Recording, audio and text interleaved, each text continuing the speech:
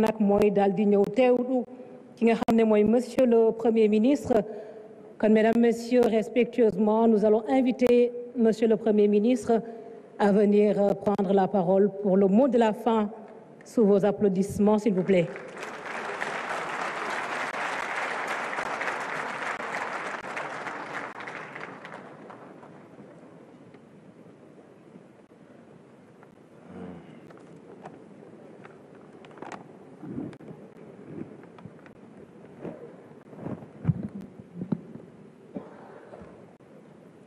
mbokk yi asalaamaaleykum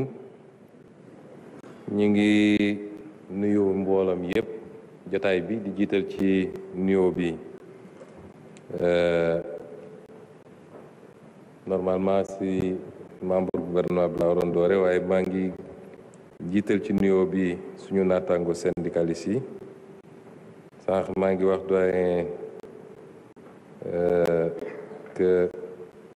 li mu def c'est du gâchis ndax doo former un produit syndical ba pare di ko exclure ci syndicalisme di nuyu les organisations patronales yi fi teew leen gërëm it ci seen patience ak surtout seen qualité contribution di nuyu sama membre gouvernement bi fi teew yépp l'ensemble des ministres yi fi teew ak ñi fi jotul teew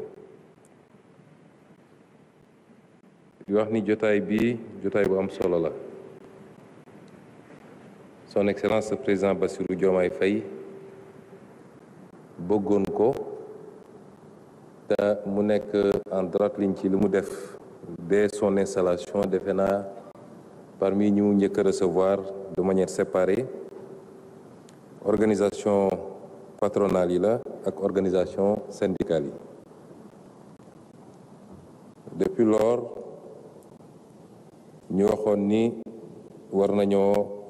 ubbi discussion yi ak dialogue bi waaye ñu jàppoon ni lu ñu waroon waajal la waajal googu nag du ñàkk a wekk wala ñàkk a yëg syndicat yi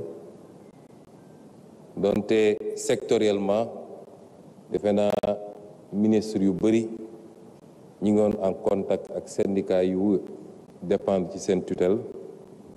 di waxtaan ak ñoom léeg-léeg sax di signer ak ñoom ay protocole d'accord kon le dialogue n'a jamais été rompu avec les organisations syndicales waaye dialogue bu gën a yaatu nga xam ne day dajale ñépp boobu lañ ñëwoon nañu xaar tuuti lañ doon xaar nag mooy comme discussion yi toujours dafay lalu ci lii laa bëgg ak lii laa mën diggante syndicat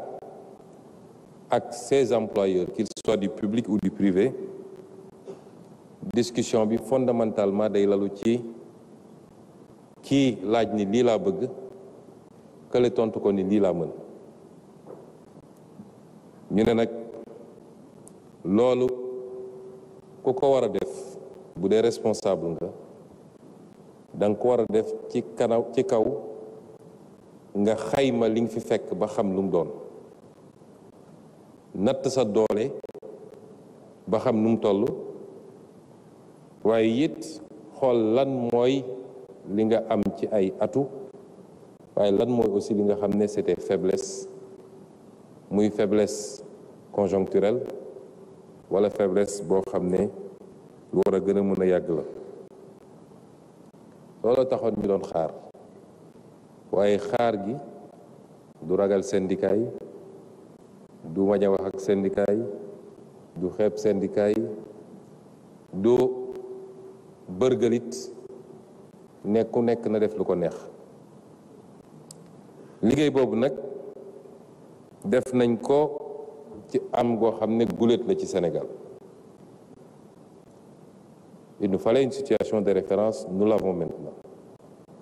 Cette situation de référence n'est pas la situation de référence du gouvernement du Sénégal. Elle n'est pas la situation de référence du président de la République. C'est la situation de référence des 18 millions de Sénégalais. faut que ñu xam ko parce que léeg-léeg bokk na ci problème yi ñu am mooy dafa mel ni dafa am benn distance entre ñi yor gouvernance bi ak le reste du peuple et quand on présente des situations day mel ni concerné wul lu dul ñi jiite nañu xool nu ñuy fu ñu jëm ak moom un pays ne se bâtit pas sur cette base situation de référence bi fi am ñun ñëpp dañoo war a njëkk a dëppoo ni lu garaaw la te comprendre gravité bi ñun ñëpp dañoo xam ni lu garaaw la parce que réew mu ñu ne borom egg na 100% daanaka ci réew moo xam ne réew mu ndóol la weer wu ne mu war a fay ci bor yooyu muy det intérieur bi muy det bi ci biti ñu ne la sa déficit mooy la nga war a mottalee tey ëpp na 10% ba ñu ngi naan mu ngi 11% ñi naan 14% ku xam tuuti réew nu muy doxee war nga xam ni situation bu doy waar la loolu nag am na responsabilité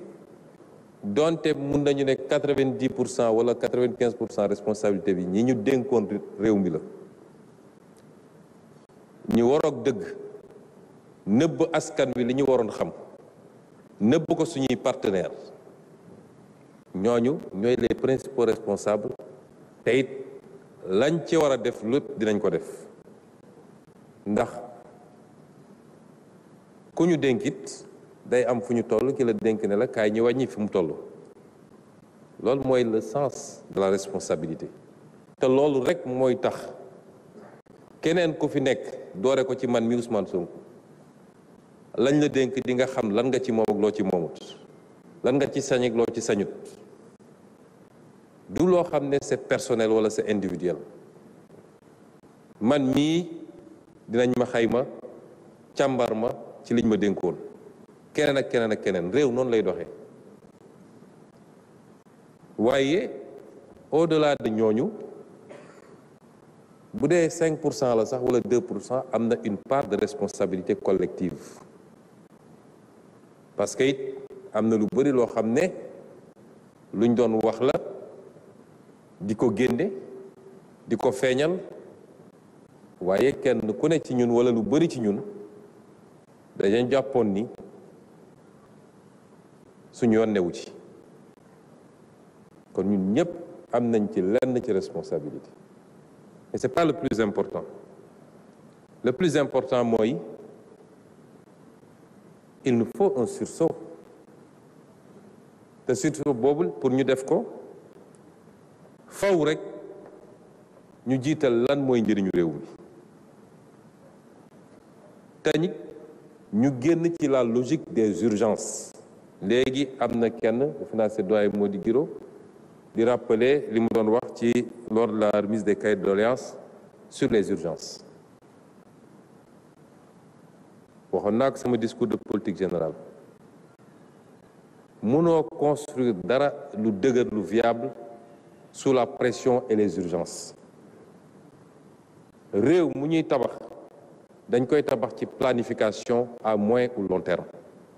benn réew xëyul defaru ci ñetti fan wala ci juróomi at amul Sénégal waruñu nekk situation boo xam ne jàpp nañ ni lépp dafay sotti tey dañoo xeex nag xeex bu métti ba egsi fii fii ñi fi nekk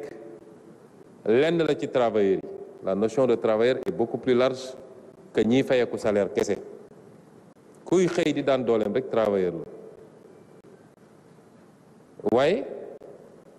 dafa am ñoo xam ne pour ñu egsi fii ñu egsi tey fexe ba téyewaat suñu réew fexe ba càmbar mbir yi leeral ko waaye fexe à partir de ce moment teg ko nag ci yoon goo xam ne fa lay jógee baax ba faw te loolu pour ñu egsi fi dafa am ñoo xam ne seen bakkan rot na ci am na ñoo xam ne seen liggéey yàqu na ci am na ñoo xam ne seen kër tas na ci am na ñoo xam ne tott ne lañ leen wala yàgg nañ ci kaso bi te ñooñu ñépp ci lañu bokk moo tax faw rek ñu def preuve de dépassement et c'est pourquoi j'avais tenu à ce format bi guléet la dialogue social du fi guléet waaye format bi guléet la fi ñuy jéggalu ci impair yi ci am bu dee am na ci yéex a jot convocation wala ci suñu sañoon ñépp jël kàddu waaye day gën a guddal mbir mi te dina métti mais format bi mi ngi fiy doog am sama rakk bale étudiant bi ñëw na kaas waaye defe naa tey la ñuy mës a invité étudiant ci lu mel ni te biñ ma njëkkee andil format bi dama leen ne ñëpp laa bëgg a déglu si c'est possible dugal leen ci étudiant dugal leen ci élève dugal leen ci keneen ak keneen parce que yëpp ci climat social bi la bokk mais may dalal xel yi nii dialogue social bi du tey dañuy ubbi ku ne dañ ma waroon yéegal wala dañ ma war a associé tey dañuy ubbi waaye bis ni ki tey lu ñuy daje di liggéey la dégluwante waxtaan liy yéene président de la république mooy waxtaan yi ñu def essayé ko def ci ñaari weer yi ba lépp lu ñuy tënk war a signer pacte de stabilité sociale bi ñu soxla ñu profité ci 1er mai bi pour signer ko moom mu nekk lu muy engagé wu moom ak les syndicalistes wala avec tous les acteurs kon bu ñu jàpp ni tey waxtaan gi mënuñu fee tënk tous les problèmes régler ko signer ko dem mais point de départ la ma bëggoon ñu defee ko nii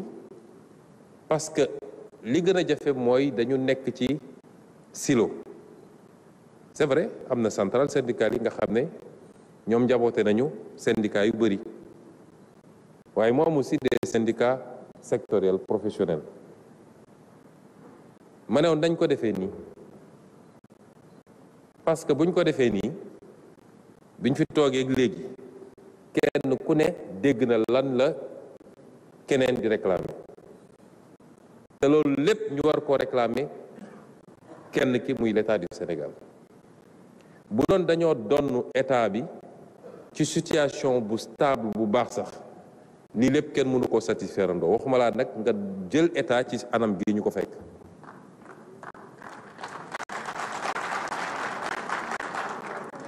ba tax nag dégloonte bi te mu yaatu baax na parce que kenn ku ne bëgg na indemnité bu mel nii kenn ku ne bëgg na avantage bu mel na le kenn ku ne bëgg na stabilité de l'emploi kenn ku ne bëgg na loolu yëpp dañ koy dajale waaye li ñu mën a gaaral ñëpp mooy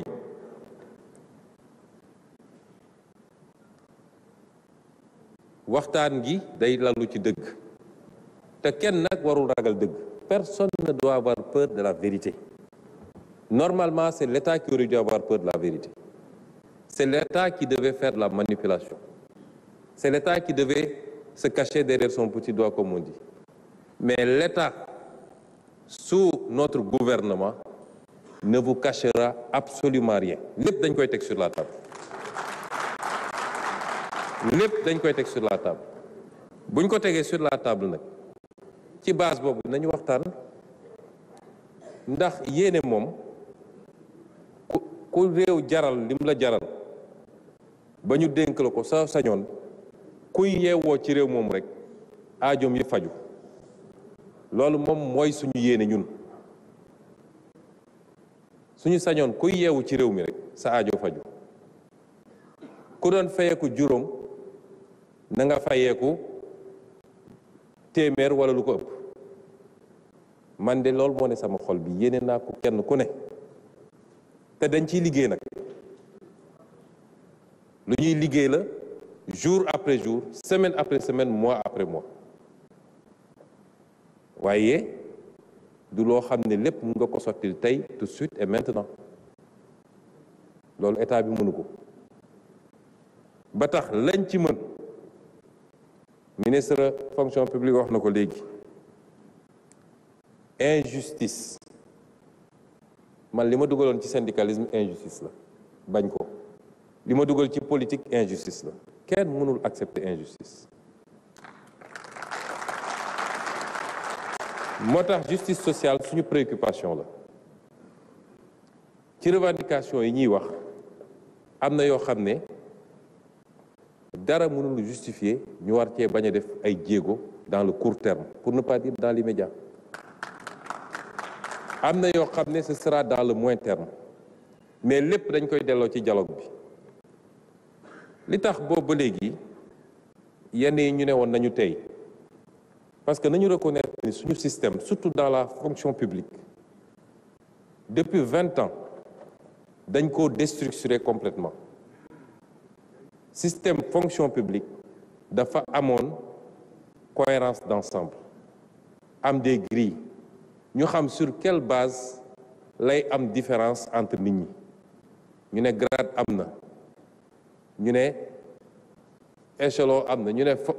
ensuite ñu xool fonction bi yan prime la àndal mais loolu amatul ci fonction publique Sénégal amatoo munoo méngale rémunération bi ak hiérarchie di nga gis ku nekk hiérarchie C wala B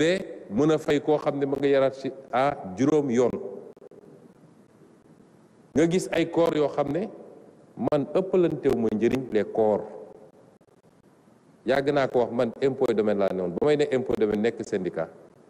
yàgg naa wax ni gisuma ban njëriñ la nit kuy liggéey impôt am te enseignant bi am ko wala médecin bi am ko ça c'est la vérité kon am na loo xam ne dañ ko déstructurer suñu fonction publique te li ko andi bokk na ci de la démagogie politique li ñu dal ñi yëpp looloo ko andi ministre bi budget wax na ko un État ne peut pas et ne doit pas vivre au-dessus de ses moyens mënul nekk sur le long terme mais bu dee ci wàllu politique nga ne fal nañ ma te bëgg naa am ñaareelu mandat lu gaaw a gaaw te samay moyen mayuma ko parce que moyen état fan lay jóge moyen état li ci ëpp ci l'impôt bi la jóge te am na léegi ku ne bu ñu laal impôt yi waaye nañu wàññi dund gi bu ñu laal impôt yi waaye nañu yokk salaire yi impôt googu mooy fay salaire yi impôt googu mooy subventionné dund gi principal mooy mi ngi jóge ci l'impôt la ca des looy fortaatu la ci yeneen mooy wala nga dem lebi ko loolu mooy état du leneen parce que quelquefois on a l'impression quand on parle de l'état dafa am benn robinet boo xam ne da ngay ubbi rek muy sotteeku mais l'état vit avec des moyens comme kenn ku ne ci ñun këram ni muy dundee ak ay moyens te ci par rapport ak moyens yooyu nga mën a xool nooy calibrer ak noo mën a defee moo tax dans le dialogue qu'il faut avoir il faut que loolu ñu teg ko sur la table su ngeen gisee ni état bi il se trompe de priorité parce que ñun du ñu def noonu mandat bi bu naree yem ci benn na yem ci benn su dee yàlla loolu la tudd waaye benn boobu lañ ci war a def nañ ko def benn boobu réew mi dinañ ko defaraat redresser ko teg ko ci yoon fii neen réew jaar ba développé dinañ fa teg Sénégal te loolu mi ngi commencé ci ñun ñii di gouverner et c'est pourquoi les premières mesures yi ñu jël ba léegi laa jóg ñu kenn benn sacrifice les premières mesures yi ñu jël c'est sur le train de vie de l'État train de vie de l'État lépp loo xam ne jàppoon nañ ni lu superflu la ñu ngi koy dindi xam nga ay détails yoo xam ne soo ko waxee nit ñi ne ay détails la mais lu am solo la ci suñu consommation ñu ne dañu njëkk a commencé ci ñun man ren dañ ma andil proposition ne primature amatul presque auto il faut ñu jënd 30 auto man leen jënduma auto réew mi fi mu toll nii nañu defar auto yi fi ne woon du mbirum nay du mbirum nay waaye il faut ñu def des efforts sur nous-mêmes benn at la ñaari at la comme ni ko ministre bi waxee l'économie ne doit pas s'arrêter ci période boobu il nous faut dégager des marges budgétaires suñu capacité d'endettement presque dépassé nañ ko tey boo bëggoon yokk impôts yi ñu ne la attanuñu ko il faut ñu def des efforts sur nous-mêmes kenn ku ne il faut mu xam ni il faut am mu am lu mu bàyyi tuuti lu ko may rek du dem lu ko may rek ci banqueroute lañ jëm effort yooyu ñu commencé ci ñun ci loo xam ne am na ñoo xam ne seen salaire bàyyi nañ ko ne bëgguma ko am na ñoo xam ne nañ nangam % ci sama salaire dinaa ko joxe ñaari at c'est symbolique mais lu am solo la noonu la ñu bëggee ñun ñëpp bu ñu toogee ñu teg ko ci dëgg te comprendre ni l'État doit vivre conformément à ses capacités mënoon nañu def ni ñëpp def maquiller les chiffres dem ñu lebal ñu xaalis bu bëri boobaa da ngeen di xëy ñu ne bor bi mu ngi 200%. La dette n'est plus viable Sénégal mënatul dem dal na fi ay réew yoo xam ne musiba gu rëy la jur kon bëgg mandat bu bees parce que boo gisee lii lépp mu ngi commencé pratiquement 2019 la accéléré wu dans la perspective d'un 3e mandat masse salariale bi tey mi ngi représenté 39% des recettes 39% ci masse salariale la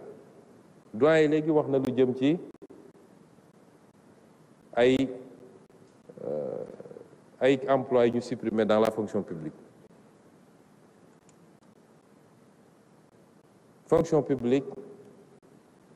dañ ko doxale ci at yi weesu jaaduwut est-ce que xam nga ni ci fonction publique bi am na ñoo xam ne ña ngay percevoir salaire te mosu ñoo dugg ci bureau liggéey loolu am na ci fonction publique bi am na ñoo xam ne recruter dañ leen te ça correspond à aucun emploi bu ñu soxla la fonction publique n'est pas une crèche pour caser de la clientèle politique c'est pas ça la fonction publique aussi parce que ñun am nañu suñu militant su dee ku ñëw ne dama soxla parce que il faut me satisfaire tout suite nit ñi nga créer agence yoo xam ne répondre à des besoins dugal fay nit ministre bi wax na ko léegi am na ay agence yoo xam ne wala ay projets yoo xam ne mënoo ne lii lay réaliser salaire rek lay fay c'est pour caser de la clientèle politique un état responsable loolu da ko war a évaluer càmbar ko li nga xam ne correspond na ak li ñu soxla dëgg pour état bi dox wasalaam la nga xam ne bokkul ak loolu ñu xool feneen fu ñu koy déployer ça aussi il faut qu'on l'assume parce que dans un pays ñun li suñu responsabilité mooy fexe ba ñële dox fexe ba l'activité économique dox que le secteur privé marche correctement parce que le secteur privé moo war a nekk le premier employeur dans un état bu baax c'est ça la réalité mais suñu inversé mbir mi ba tey tous les dépôts d'emploi ci état bi la parce que secteur privé bi loof na état bi fi mu mënee dégager des marges pour gën a mën a appuyer l'activité économique amatu ko parce que lépp mu ngi koy dugal ci loolu moo tax ce dont il est question mooy ñu toog waxtaan ci suñu modèle bi ñu amoon am na lu ci baax waaye bëri na lu ci baaxul su baaxoon du ñu nekk ci situation bi ñu nekk tey yàlla dafa bëgg réew mi parce que imaginez si ce système devait continuer s'il n'y avait pas eu cette alternance mais alternance bi dafa am lu mu war a jëriñ le combat commencé wul jeexul le 24 mars ci la commencé mooy tey lii ñu yàlla may ba ñu am un leadership boo xam ne amul kenn kuy lam-laame ni jub na te bëgg na réew mi te am na gis-gis mais hérité na d'un pays dans une situation il faut qu'on s'entende sur un consensus parce qu'aucun pays n'a décollé sans consensus fort ñaar moo mun a am boo seetee les pays qui ont décollé ces dernières années c'est des pays où les libertés ont été réduites du ma tudd pays waaye dem leen ci pays asiatique yi dem leen ci pays arabes yi wala feneen ak feneen c'est des pays yoo xam ne les libertés ont été réduites pour ne pas dire complètement annulées liberté politique liberté d'association liberté syndicale ce qui a laissé une marge pour que nit ñi mën a dérouler ñun on est une démocratie et c'est tant mieux il y a des libertés et des droits qui sont consacrés et c'est tant mieux. Mais plus il y a de liberté et plus il y a de droits, plus il doit y avoir de la responsabilité. Parce que ça va avec. Et c'est pourquoi modèle bi dafa war a toog nekk ñun ñu toog waxtaan teg ko ci lu leer ak dëgg xool lu kenn ku ne attan ak lu mu attanut. Parce que injustice c'est dans les deux sens. État bu mënee ba mu leer ni mën na ba pare bañ a def c'est une injustice jaay doole la mais travailleur bu laajee état lu mu mënul te mu leer ko ni mënu ko injustice la jaay doole la et c'est pas parce que am naa sama droit de grève que dinaa ko imposer état et c'est ça qui conduit à la confrontation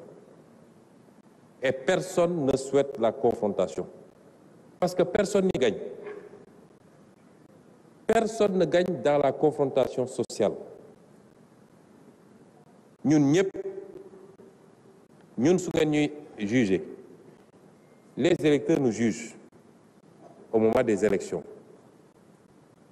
Le Sénégalais lambda, le travailleur nous juge dans les actes qu'on pose tous les jours.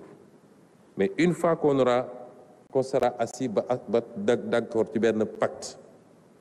ñu ne leen lii ak lii ak lii ak lii la ñuy def ci diir bi ak ci diir bi ak ci te lii mooy jeexital bi ci réew mi ci loolu ngeen ñuy juger yéen mais en contrepartie on vous dit qu'on a besoin de stabilité pour le faire. Sànq monsieur Beydi Agne dafa utiliser benn expression nee na sortir de la zone de turbulence. Ah naka la ñuy génne ci zone de turbulence bu dee pilote beeg passager yeeg ñëpp a ngi xeex ku nekk di dóor kuñ per morom du ngeen génn ci zone de turbulence. Il faut au moins ñu am ce minimum là pour mun a génn ci zone de turbulence bi et ce qui fait que réew mu nekk dafay réew yi développé yëpp yi avancé yëpp dañoo construire leur modèle ñun dañoo am des acquis yu fi nekk ba pare yoo xam ne kenn ci ñun mënu cee dellu gannaaw mais nu ñuy def ba construire un modèle sur la base de ces acquis là c'est ça l'objectif du dialogue auquel nous vous avons convié ñu def ko teg ko ci dëgg teg ko ci patriotisme teg ko ci transparence teg ko ci altruisme c'est ça le sens du dialogue auquel nous vous avons convié durant cette période tey à partir de demain en tout cas les jours à venir il y aura des rencontres sectorielles il y aura des discussions am na préoccupations yoo xam ne man maa ne woon nañu xaar et madame du SAES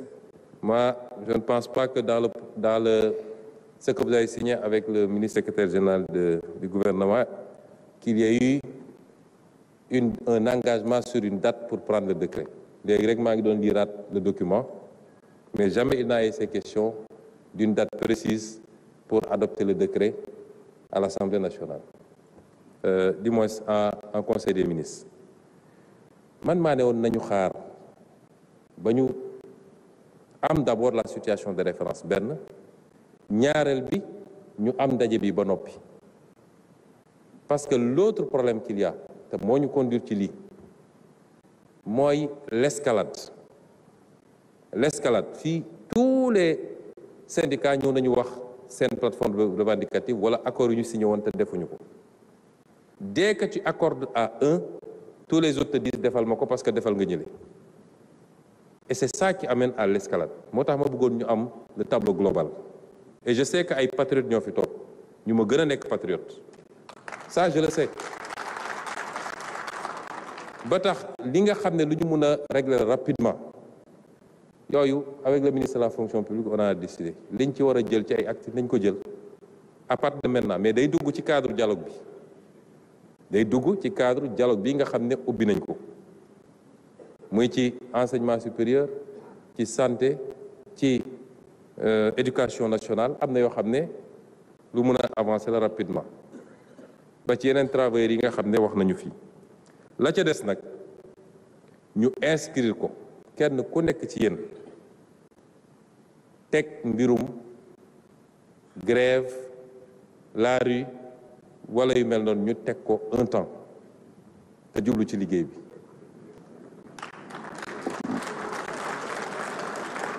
liggéey bi nag mooy lan neew ñu leen ngeen teg ko rek dem toog seen kër da ngeen koy teg ñëw ñu ànd liggéey suñu tànk seen tànk ngeen di gis li ñuy def bis bu ne ñoo koy defandoo ci diggante boobu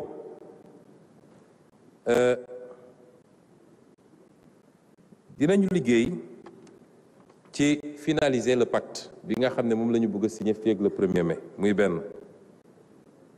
li nga xam ne ay mesures yu état bi commencé woon jël la léegi am na ko wax ci waxu dund bi mais l'état a fait des efforts énormes ci dund bi taxes yi mu doon jël yépp mu renoncé ko ci produit ak yeneen ak yeneen mais réew mooy li ma leen wax il faut que ñu liggéey sur le moyen terme ndax réew moo xam ne li mu soxla li ci ëpp da koy jéggaani produirul il dépend où il est très exposé au choc exogène ceeb ba ngay lekk la ci ëpp bàyyoo ko fii produit pétrole yi nga soxla toutes les consommations loolu yow mën nga bàyyi taxi mën nga bàyyi li mën nga bàyyi li waaye la ceeb bi di jar sur le marché international mënoo ko changer c'est ça la réalité parce que li mën a surenchérir ceeb bi dañuy xool lan moo ci responsabilité état lan moo ci mën a nekk responsabilité état ak lan moo ci responsabilité su doon ceeb bi dañ ko jëlee bitim réew mu jar fukk état ñëw teg ci juróom wala beneen fukk ci taxe nga ne état bi moo tax ceeb bi cher mais état bi nee na man lépp ba naa ko waaye li Inde jaayee ceeb mënoo mu ca dara moo tax ci suñu programme de développement li ñu ne suñuy priorité loolu tam am na solo parce que non seulement dem nañu lebi xaalis bu bëri mais yóbbuñu ko ci priorité réew ñun de li ñu gëm mooy balaa nga naan naam ne fa sénégalais yi il faut ñu lekk lu baax ci njëg gu yomb il faut ñu faju ci njëg gu yomb bu ñu feebaree ak faju qualité il faut ñu am njàng bu jaar yoon il faut yooyu ci suñuy priorité la moo tax mbay mi càmm gi napp gi secteur industriel loolu mooy suñuy priorité c'est pas faire de grands immeubles ñu ne xool leen immeubles yi ñuy tabax wala de grands stades loolu mun na ñëw après mais construisons d'abord une économie créons les conditions de notre souveraineté loolu dafa am solo mais noo tabax te loo soxla yaa ngi koy jéggane ci biti munoo fexe ba wàññi njëg yi ñi ngi dem ci léegi ñu dem ci deuxième phase wàññi njëg yi le ministre du commerce est là déplacé wu na dem Inde waxtaan nañu ba naxanteeg ñoom ba am ay taxes yoo xam ne teggil nañ ñu ko ak yeneen yéen nous sommes obligés de faire comme ça c'est ça la réalité mais ci diggante boobu bu ngeen ñu accordé moratoire bi ñu ne la bokk na ci chantier yi nga xam ne continuer liggéey ci réduire le coût de la vie. Ensuite on a un vaste programme de logements sociaux bokk na ci li ñu waroon présenter fii mais ñi ci njëkk a profiter c'est les couches les classes moyennes comme on dit les travailleurs lu ñuy liggéey la parce que jàpp nañu ci préoccupation essentielle de tout citoyen rawatina borom kër mooy nga am foo moom sa bopp boo weer kenn du la fëgg ne la andi location lu ñuy liggéey la ak yéen. dinañu continuer aussi di liggéey ci lépp loo xam ne farata la ñu fexe ba retard du ci am te kenn du ci ñaxtu bokk na ci salaire bourse indemnité yeeg prime yi bëri na ci enseignement bi bëri na ci enseignement supérieur bi éducation nationale yooyu yëpp wax nañu léegi li jëm ci dette publique bi dette publique yi ñëpp am nañ ci responsabilité parce que am na ñoo xam ne dem nañu jël ay engagement ak état te jaarul ci yoon marché sax amuñu ko woon am na aussi ci système bancaire bi ñoo xam ne dem nañu dugg ci logique financement boo xam ne dafa génn cadre finance publique yooyu yëpp am na fi ministère des finances ngi nii mais n'empêche la ñu war a def ci effort ñu ngi koy def ba nga xam ne arriérés yi surtout intérieur bi ñu fexe ba éponger lañ ci mën graduellement mais surtout fexe ba lii andi yenn problème yi chaque jour te coow di am ñu fexe ba loo non seulement du am retard mais nañ ko def ci anam bi mu gën a rafete loolu tam engagement yi ñu mën a jël la tout de suite et maintenant sur les salaires, les bourses, les repreneurs des universités, des réseaux des universités, la dette intérieure, les BTP, continuer di liggéey sur la baisse des denrées ak yeneen yi ma wax nii. Ensuite ñu liggéey sur ce qu'on appelait nous le rebasing social mooy tey tout le système social, la protection des travailleurs, le nouveau code du travail ñëwoon na en première lecture ñu delloo ko ministère bi pour ñu def yenn correction yi waaye les équilibres, la justice et l'équité dans les systèmes de rémunération yooyu yëpp on va y travailler ensemble en toute transparence parce que am na loo xam ne li koy andi mooy toog les enseignants supérieurs dañ koy wax yenn saa yi keneen da koy wax yow mun nga nekk classe exceptionnelle wala hors hiérarchie wala leneen nga gis koo xam ne peut-être c'est dans le temps sax qu'il a été recruté avec un baccalauréat mais li may fayeko yow fayekoo tiers bi. Il faut qu'on travaille à ce rebasing ba nga xam ne nañu delloo ci suñu fonction publique fu mu newoon ñu mën a tracer ba xam ni ku jóge fii dem fii am na lu méngool ku jóge fii dem fii am na lu méngool loolu tam ci suñu offre la ci li ñu war a liggéey ensemble la main dans la main continuer it di liggéey ci bâtir ensemble li nga xam ne mu war a nekk le socle la rampe du lancement définitif parce que on vous a présenté un programme qui est très ambitieux. Bâtir une industrie, faire vivre nos différents secteurs du primaire, mais travailler à nous réapproprier également toutes nos ressources. Il y a un travail extraordinaire qui est en train d'être. Bu ñu jotee nañ leen wax ni lii la parce que loolu dafa bokkoon suñu combat politique. Lan la ñu am ci suñu or, lan la ñu am suñu pétrole, suñu gaz, lan la ñu am ci suñu jën gi, et cetera et cetera. Yooyu yëpp bu ñu liggéeyee ba réapproprier ko état bi dina mën a gën a am marge yi ngeen bëgg yéen pour construire un développement boo xam ne peut-être dans quelques années yenn yi ñu toog fii di ko wax ce sera de l'histoire ancienne. Mais c'est un construit.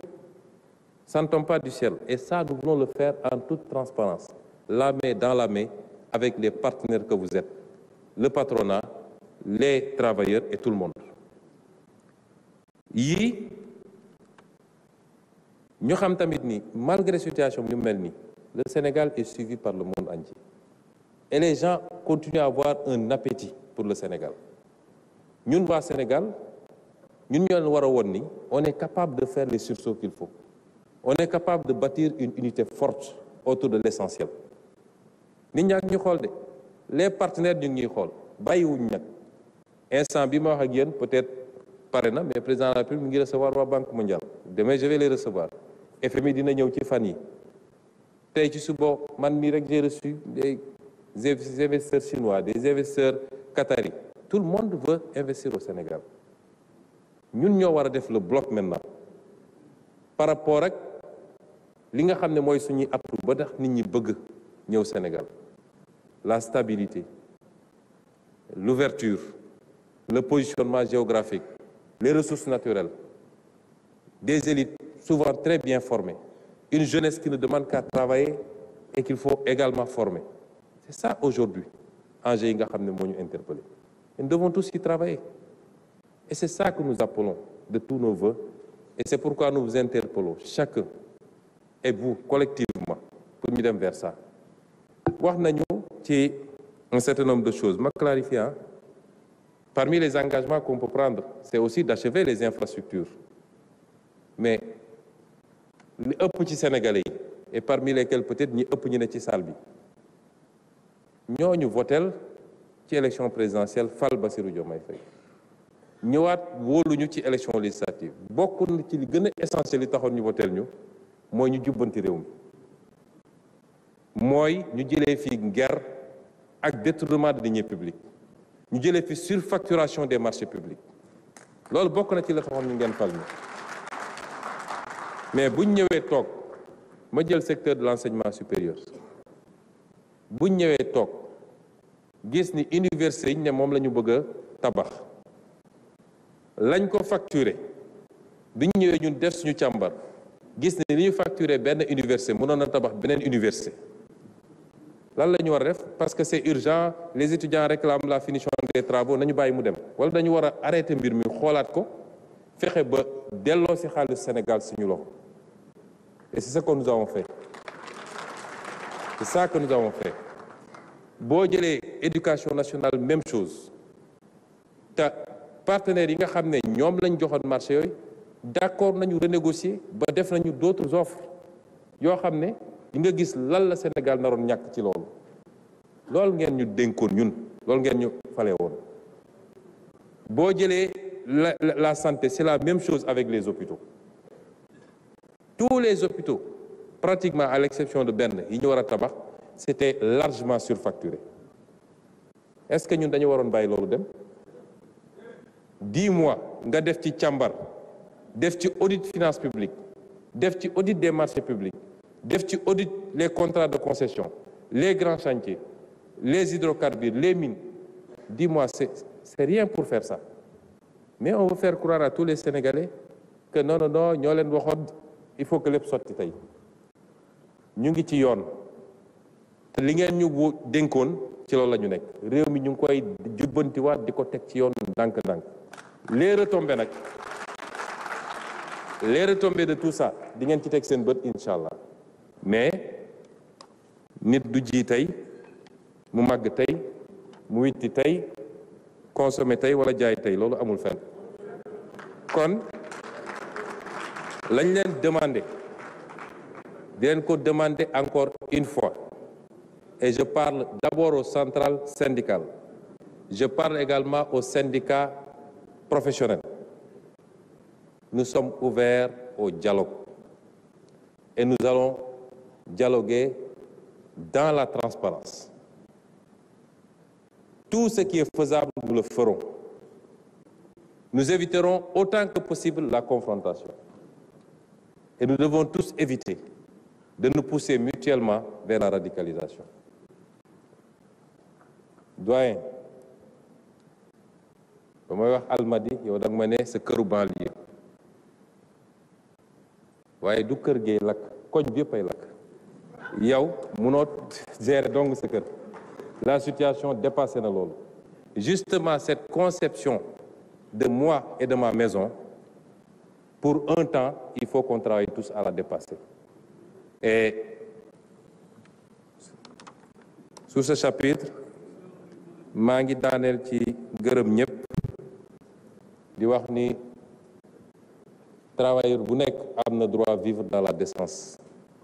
am na droit vivre dans les meilleures conditions lu bëri li yàqu fii ci ay décennies lañ ko yàq buñ ko bëggee réparer nag nañ jël le temps defar les fondamentaux taxawal ay fondations